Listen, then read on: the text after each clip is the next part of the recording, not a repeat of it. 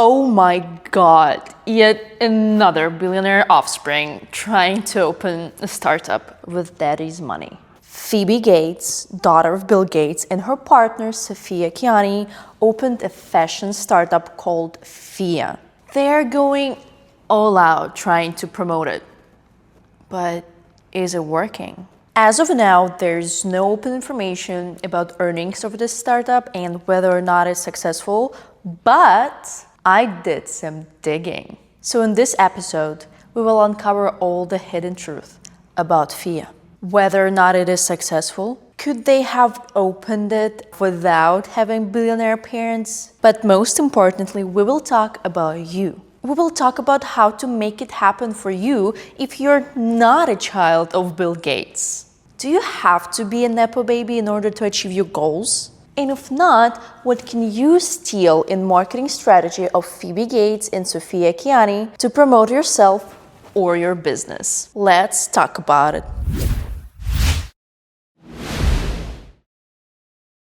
Hi, my name is Katerina and I'm a filmmaker with business and marketing background. I once myself opened a very successful startup that funded my journey to Hollywood and to becoming a filmmaker. And while I'm still trying to figure out how to make it in Hollywood without being a Nepo baby, unfortunately, you and me, we both don't have successful parents. I mean, my parents are very successful in making me miserable, but it does not help me with anything in my life. But it does help my therapist a lot. He made a fortune out of me. Anyways, I make this series in order to help you, a dreamer like me, learn marketing to promote your dreams. It doesn't matter what you want to do. Open a business, become an actor, or an influencer. Marketing is the way to go. Because in today's day and age, if you don't know how to promote yourself and if you're not selling, you can't win. So let's go and learn how to sell from Phoebe Gates and Sophia Kianni. First, a little disclaimer. I actually have nothing against these two and I'm very proud of them and I think they're doing a great job. I'm saying this disclaimer for two reasons. Reason number one is because I actually think so, and I am proud of every woman who opens a startup. It doesn't matter if you are a billionaire or not, it's still a lot of hard work. And the second reason is if I am sued for defamation against Bill Gates' daughter, I can't win. I just don't have enough money to cover these costs. Okay, so please, don't do it, man, don't do it. I like you, please.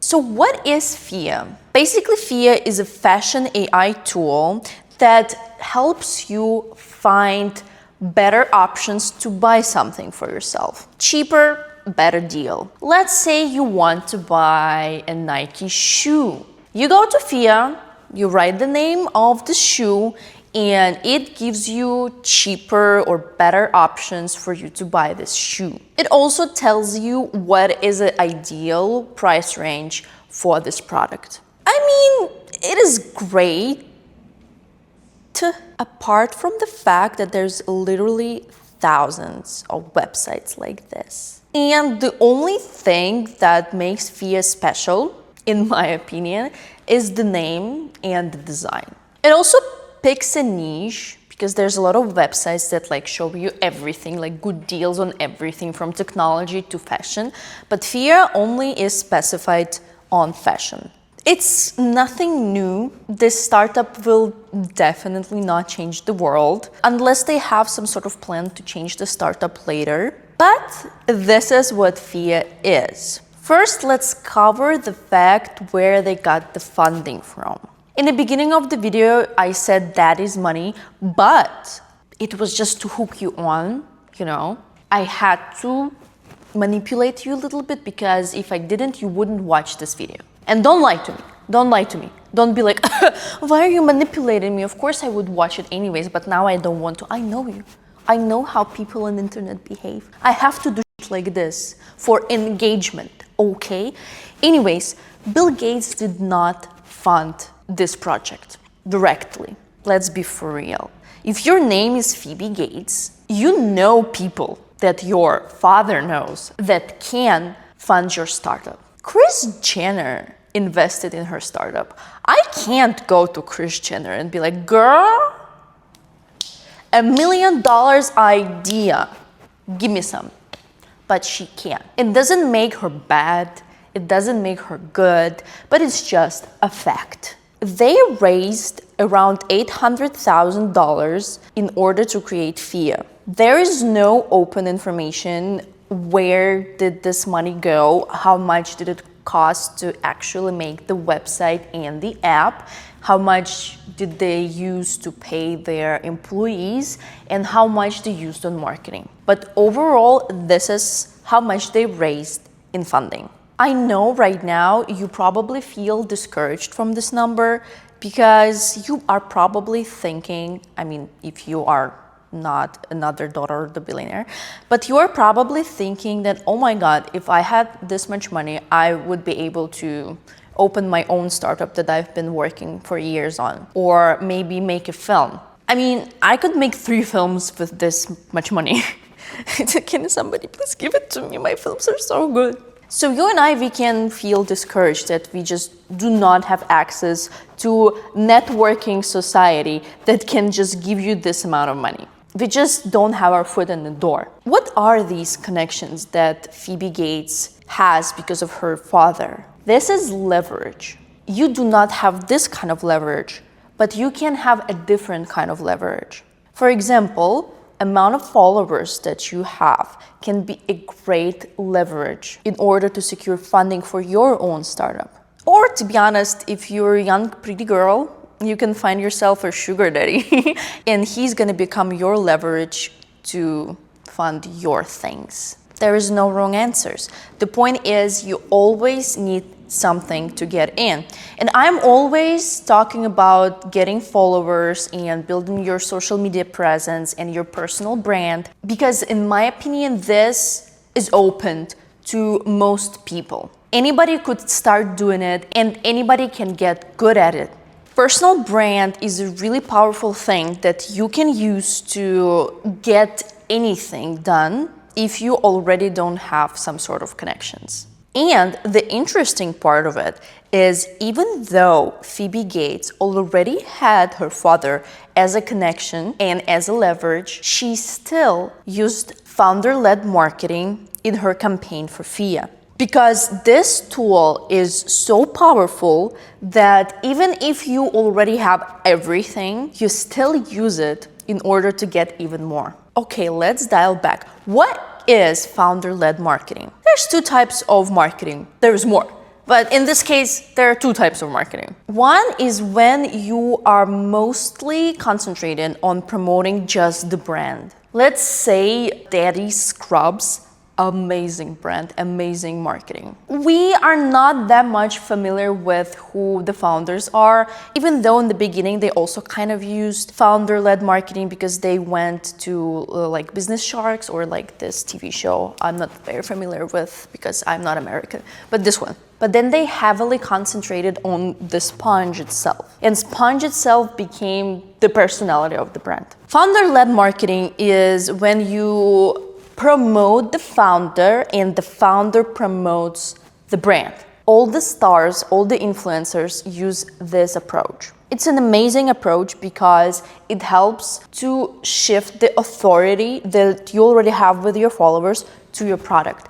The examples are Hailey, Bieber and her road, Kim Kardashian and Skims. And the product itself also gets promoted, of course, but it's just so much easier when the founder has this type of authority and personal brand already. And you, again, can do the same. You do not need anything except for a connection to the internet to lead a founder-led marketing campaign. Let's see how Sophia, Kianni and Phoebe Gates use this founder-led approach to promote Phia. First of all, and the most important thing, they launched a podcast, which is called Burnouts. The funny part, though, is that they launched this podcast promoting to be Stanford dropouts. Like, we dropped out of Stanford to create this startup, but they graduated from Stanford. They didn't drop out. I personally don't know from marketing standpoint why they had to be dropouts, except for the fact to be more relatable to people. But bro, it's hard to be relatable to people when you're a daughter of the Bill Gates. Come on. What are you relating to? Your father owns half of the world. Have you ever seen the economy class of an airplane? I doubt so. Extremely. This is kind of weird for me. I always say in marketing, whatever you're doing, you just can't lie. You can shift the truth a little bit, show one part of yourself and hide the other one, but you can't lie. It just becomes at best weird, at worst people lose trust towards you. So after this video, when you get encouraged and inspired to start your own social media and to, do a podcast or YouTube show or whatever, do not lie to your followers. Do not lie to your consumers. You can gain a lot in the moment, but then in the long run, it can literally ruin you and your reputation. So yeah, this part was weird. Apart from doing their own podcasts, they went to other people's podcasts, especially to Call Her Daddy, which is one of the most successful podcasts so far. Phoebe Gates and Sophia Kianni, welcome to Call Her Daddy. Thank you for having us. I mean, that must have cost some money. Or maybe, to be honest, just the name of Phoebe Gates was enough. See how much a name can do for you? A lot.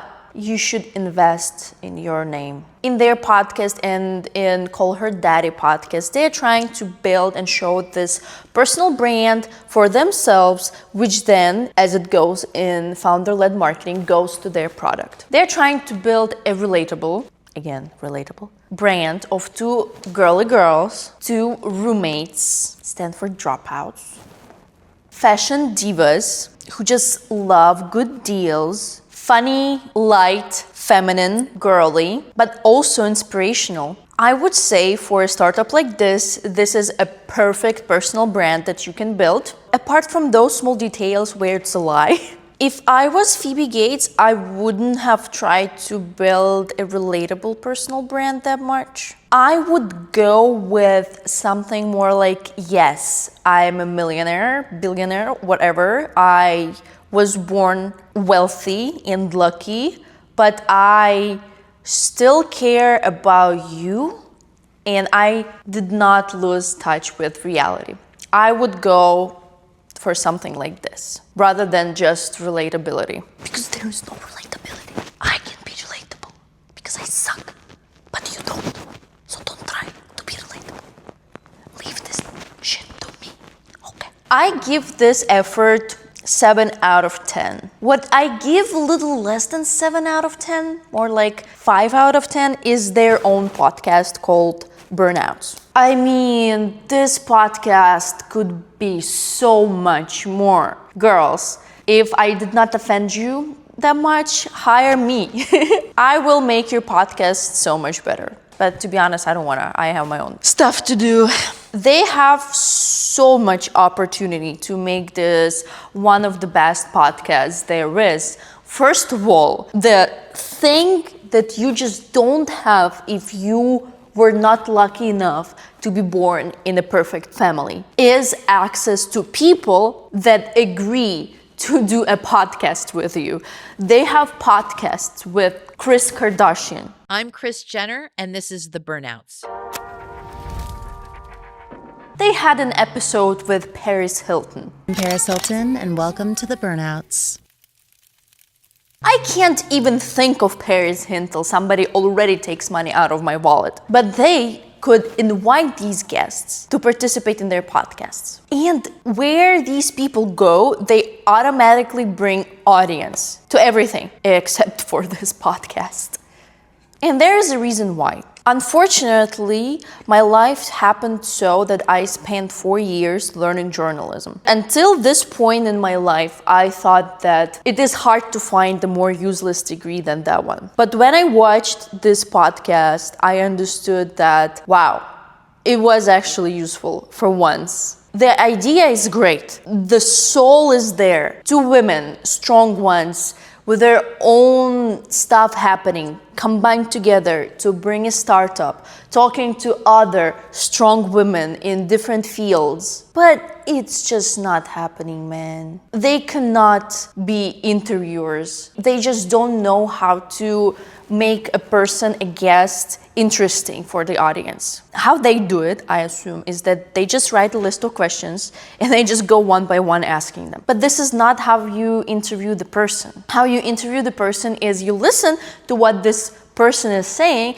and you get into more details. You need to think on the spot. What would be interesting to ask next? Your main goal needs to be not to ask the questions, but to hear the answers. And I just think that it is not there right now. It is just not there. I watched like first 5 minutes of Paris Hilton podcast and Kris Jenner. She's Jenner, she's not Kardashian anymore. Did I say Kris Kardashian? Whatever. You got it. I'm also a bad journalist. I can't even memorize the names.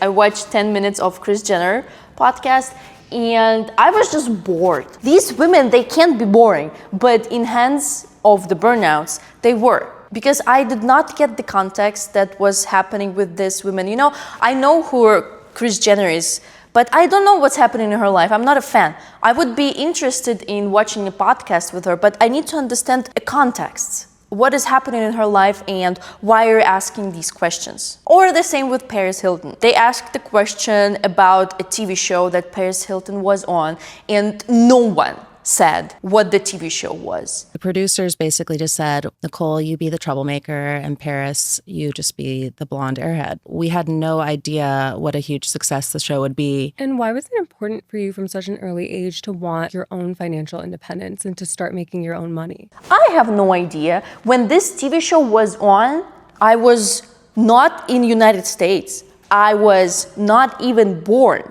And it would take you 3 seconds to name the show. But without this context, the interview just goes away. I think the idea is great. If they just keep doing it, they will learn. But for now, it's just not working as good as it could be working. For Phia and for Burnouts as a podcast on its own. Okay, apart from founder-led marketing, what else is Phia doing? A lot. But not much. Mostly they're going with this phrase of Bill Gates' daughter opening a startup, which for one reason is good because we are taking the name of your father, which is a very recognizable name, and putting it on your startup. But at the same time, they're trying to say that they build it on their own without using Bill Gates, which kind of is a mixed message. And that's why I'm saying that the relatability is not working. They've got a lot of articles from so many magazines and newspapers, and even like the biggest ones like New York Times. I don't know if they were paid or not, because to be honest, they could not be paid. Since it is news, they would cover since it's Bill Gates' daughter. But I have a feeling that they paid for a lot of articles because all of them have this same kind of phrasings and same message, which I think if they didn't pay for them, they at least managed how these articles were coming out. They also bought a lot of reviews in TikTok and Instagram. I researched hard. There is no real reviews so far for Phia. How do I know that there's no real reviews, and how do I know that all of these reviews are paid? It's paid advertisement. It's not even reviews, it's advertisement. Because you can just see that they are all the same. So basically there was a script and influencers and UGC creators were just following the script.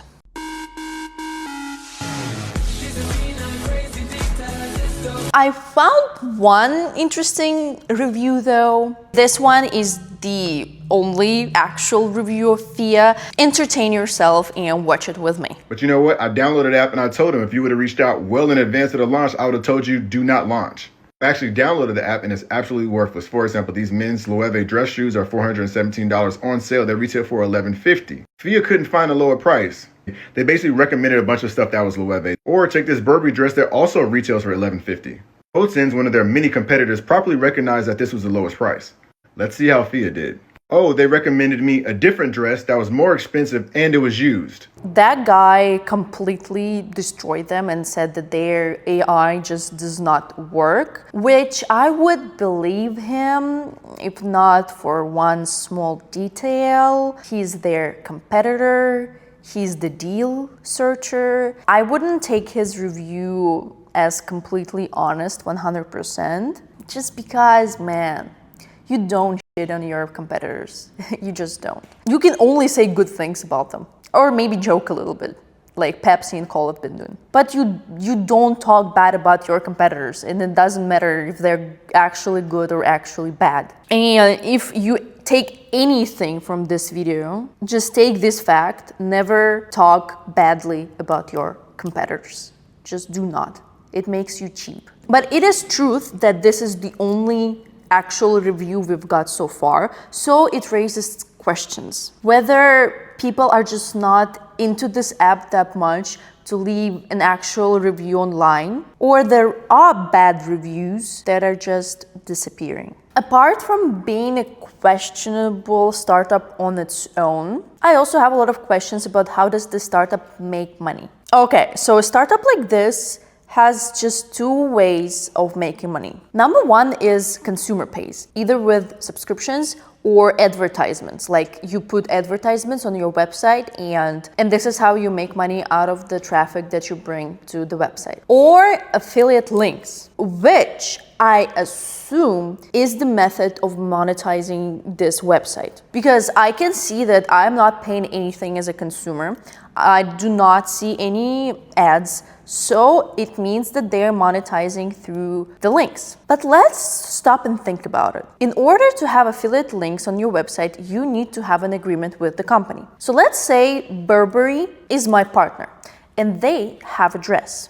And if a person buys this dress for Burberry through Phia, we would get money. And let's say this dress costs $300. But then there is the same dress, or close enough, that costs $150. But this brand, let's say non-Burberry brand, is not a partner with Phia. So if a person buys this dress of non-Burberry through Phia website, they are not gonna get any money. That means that they wouldn't put this dress on their website, because we're not doing charity, we're doing business, okay? We need to make money. It's not greed, it's just life.